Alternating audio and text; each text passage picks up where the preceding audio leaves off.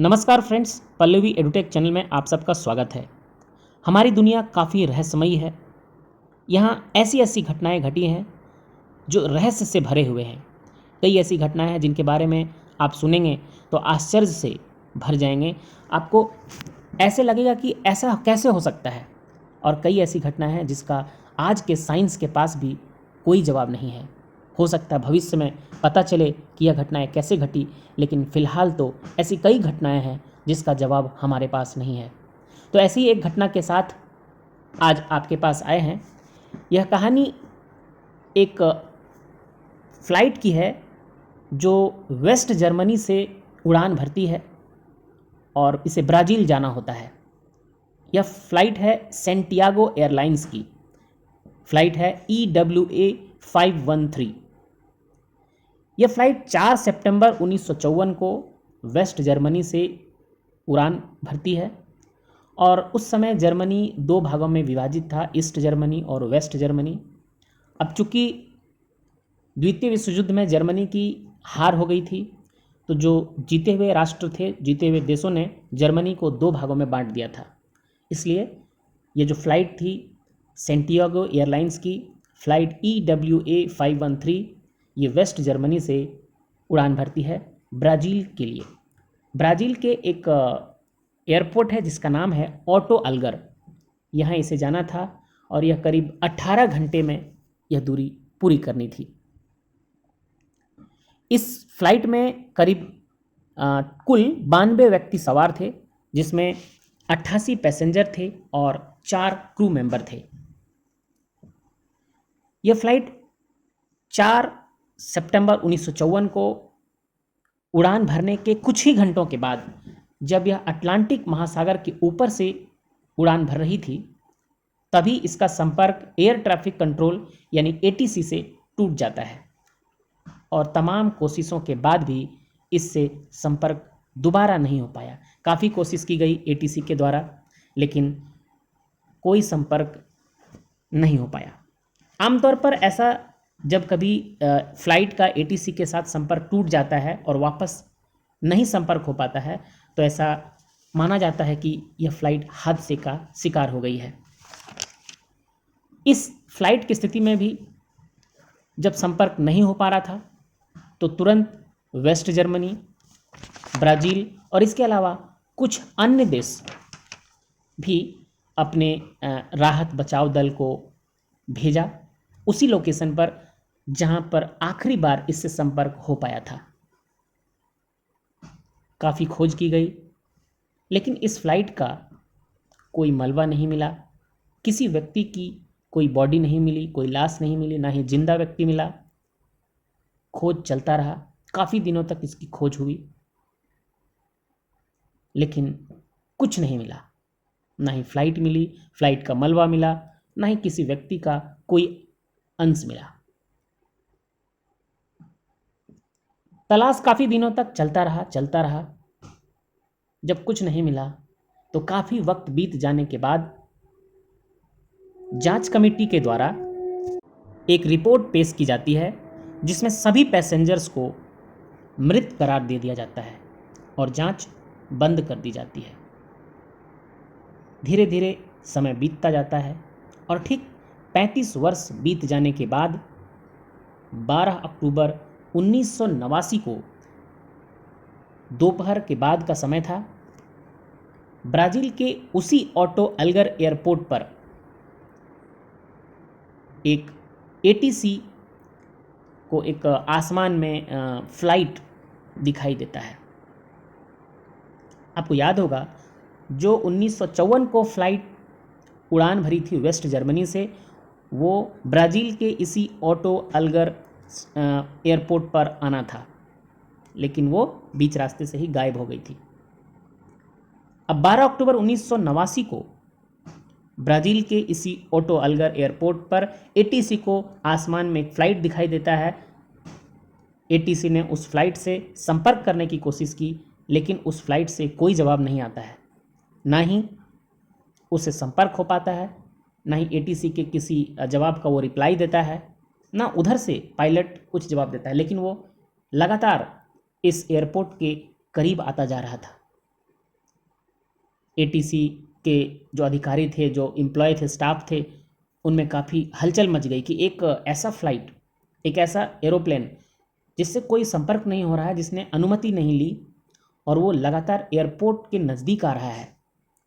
आनन फानन में ब्राज़ील के उस ऑटो अल्गर एयरपोर्ट के कुछ रनवेज को, 2-3 रनवेज को खाली कराया गया, ताकि अगर वो लैंडिंग करती है तो किसी और रनवे पे पहले से अगर मौजूद रहेगा तो टकरा सकती है, इसलिए उसे खाली करा दिया गया।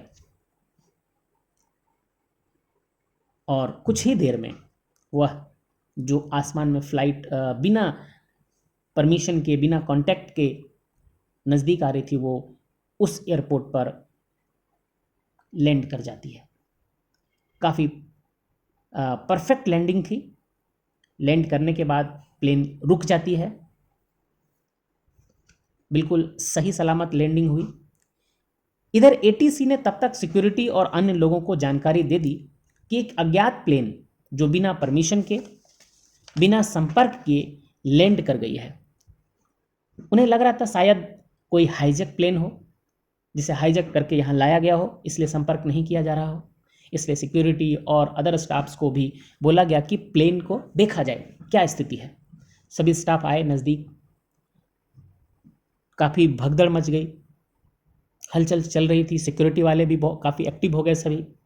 जब नज़दीक आए उस प्लेन के, तो सभी ने देखा कि एक ब्रांड न्यू फ्लाइट है, एकदम नया फ्लाइट है। जब और नज़दीक गया तो सभी ने देखा यह फ्लाइट जो है, इस पर लिखा हुआ है सेंटियागो एयरलाइंस। इस फ्लाइट का इंजन भी चालू था, क्योंकि अभी अभी लैंडिंग हुआ था तो इंजन चालू था। इस पर जो लिखा हुआ था सेंटियागो एयरलाइंस, यह देखते ही वहाँ मौजूद स्टाफ्स थोड़े चौंक गए। उन्हें आश्चर्य लगा, क्योंकि वो सब स्टाफ थे, उन्हें पता था कि जो सेंटियागो एयरलाइंस थी, ये 1956 में ये कंपनी ही बंद हो गई थी। करीब 33 साल पहले जो कंपनी बंद हो गई, क्योंकि याद होगा 1954 में सेंटियागो एयरलाइंस की एक फ़्लाइट जो था, जिसका नाम था EWA 513, ये उड़ान भरी थी वेस्ट जर्मनी से। और उसके 2 साल के बाद, इस घटना के 2 साल के बाद वो कंपनी ही बंद हो गई थी। यानी दुनिया में 1989 में दुनिया में सेंटियागो एयरलाइंस की कोई भी फ्लाइट नहीं उड़ रही थी। तो फिर यह फ्लाइट सेंटियागो एयरलाइंस की, जो कंपनी 33 साल पहले बंद हो गई, जिसकी एक भी विमान अभी दुनिया में नहीं उड़ रही, वो कहाँ से आ गई? और वो भी बिल्कुल नया। काफ़ी हलचल हो रहा था वहाँ पे। कुछ स्टाफ्स, अंदर से कोई जवाब नहीं आ रहा था, अंदर से गेट भी नहीं खुल रहा था फ्लाइट का, तो बाहर से ही खोला गया। खोलने के बाद एक सिक्योरिटी स्टाफ अंदर गया, और जिस रफ्तार से वो, जिस स्पीड से वो अंदर गया फ्लाइट के अंदर, उसकी दोगुनी स्पीड से वो बाहर आया, काफ़ी चीखते हुए। जब वो बाहर आया, लोगों ने पूछा कि ऐसा क्या है अंदर कि आप चीखते हुए बाहर आए। उन्होंने बाकी मौजूद स्टाफ्स को बताया कि अंदर पैसेंजर्स तो हैं, लेकिन सभी के कंकाल हैं, सभी मुर्दे हैं, एक व्यक्ति भी अंदर जिंदा नहीं है। इसके बाद 4-5 या उससे भी ज़्यादा सिक्योरिटी स्टाफ, अन्य स्टाफ्स भी अंदर गए। अंदर जाकर देखा तो सभी अपने अपने सीट पर, कुल पैसेंजर 88 ही थे, ना एक कम ना एक ज़्यादा। सभी 88 पैसेंजर्स अपने अपने सीट पर बैठे थे, सबके सीट बेल्ट भी लगे हुए थे, लेकिन सभी व्यक्ति वहाँ पे मुर्दा थे और सबका कंकाल था केवल, एक भी व्यक्ति जिंदा नहीं। एयर होस्टेस भी अपने सीट पर थी, वो भी कंकाल के रूप में थी। इसके बाद कॉकपिट खोला गया। जब कॉकपिट खोला गया तो वहाँ देखा कि पायलट भी मुर्दा है, पायलट और को पायलट दोनों ही मुर्दा है और दोनों का कंकाल है।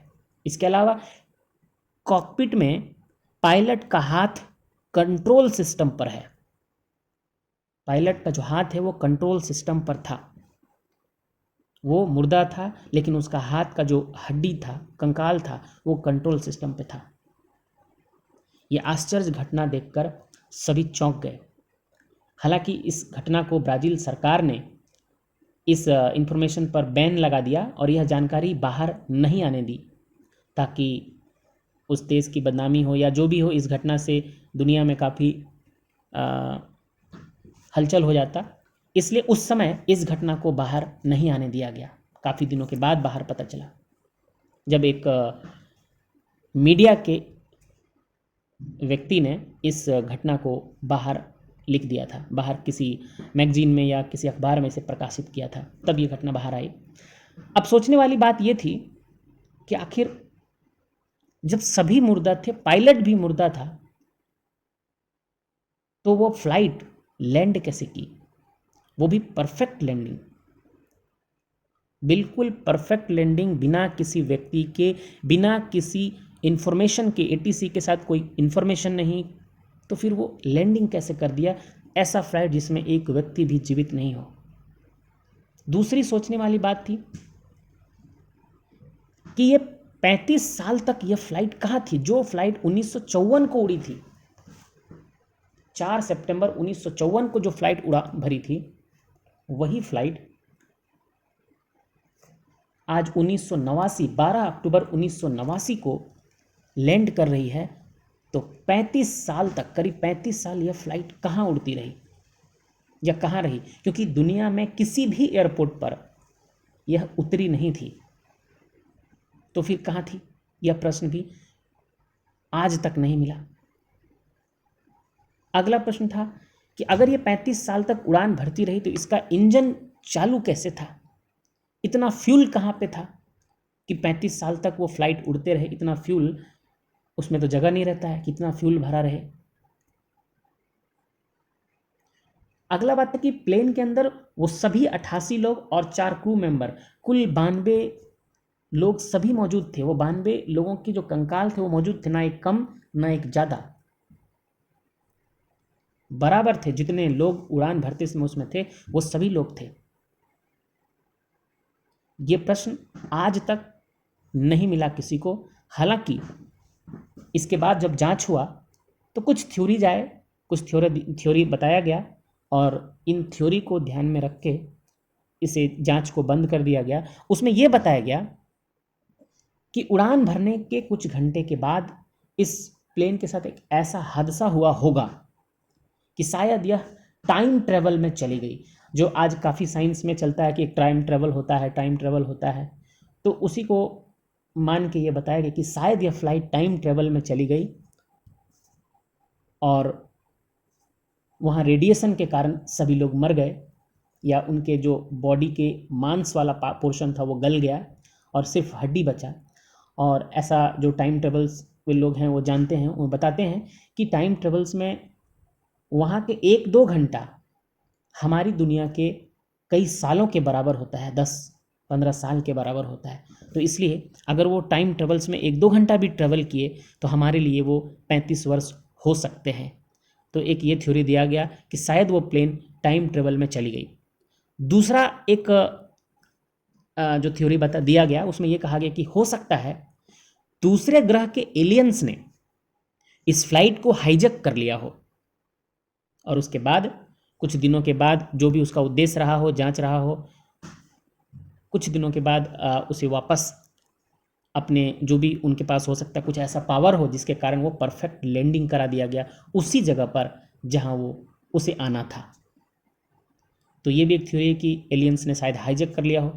और एक तीसरा भी है जिसमें लोग कहते हैं कि शायद ये इस धरती पर ही स्थित किसी वैज्ञानिक का यह एक रिसर्च का नतीजा है जो गुप्त तरीके से इस फ्लाइट पर कर रहे थे, फ्लाइट के लोगों पर या फ्लाइट पर, और चूंकि ये हादसा हो गई इसलिए इस रिसर्च को बाहर नहीं आने दिया गया।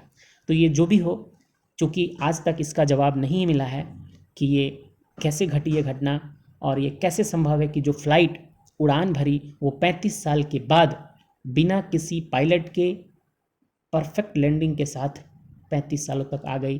35 साल तक वो कहाँ था, कैसे उड़ता रहा बिना फ्यूल के? ये सभी सवाल आज भी दुनिया के सामने मौजूद है। तो ये थी आज की आश्चर्यजनक और रहस्यमयी कहानी। फिर एक नए कहानी के साथ आपके सामने मिलेंगे। आप चैनल को सब्सक्राइब कीजिए और अच्छा लगा तो शेयर कीजिए, लाइक कीजिए। तब तक के लिए धन्यवाद। जय हिंद।